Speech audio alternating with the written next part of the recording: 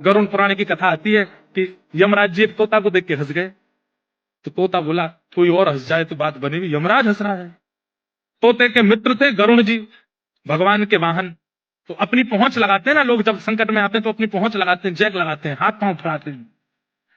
गरुड़ जी को कहा कि भैया तुम कैसे भी एक काम करवा दो। बोले क्या? ये यमराज जी मुझे देख के हंस गए हैं, मुझे लग रहा है अब मेरे जीवन के दिन 4 बचे। तुम कैसे भी भगवान से कहकर के मेरी जो जीवन अवधि है उसको बढ़वा दो, क्योंकि मुझे पता है कि ये यमराज जी तभी हंसते हैं जब किसी को उठाना होता है। गरुड़ जी बोले भगवान से बाद में बात करूंगा, पहले तुम मेरे पास आओ, बैठो मेरी कमर पे।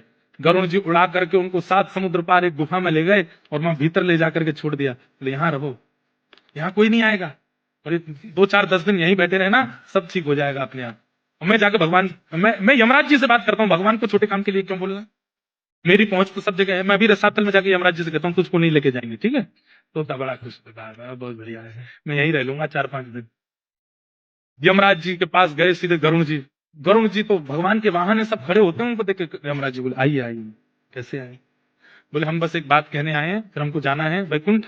हमारा एक मित्र है तोता, वहां का, उसका ये नाम है। बोले अच्छा, तुम उसको देख के हंस गए थे परसों, क्यों हंसे थे? कोई योजना बन रही हो तो मत बनाना। अच्छा, उस वन के तोते के बारे में? बोले हाँ, मैं तो उसको देख के इसलिए हंस गया था, मैंने कि देखो कैसे कर्म की विधि, ये अभी यहाँ बैठा है और इसकी मृत्यु 7 समुद्र पार एक गुफा में बिल्ली के खाने से होगी, और मैं ये सोच के हंस रहा था कि 7 समुद्र पार पहुंचेगा कैसे। तभी यमराज जी बोले देखो देखो आ गया। पीछे देखा तो उस तोते की आत्मा आ रही थी, मर गया।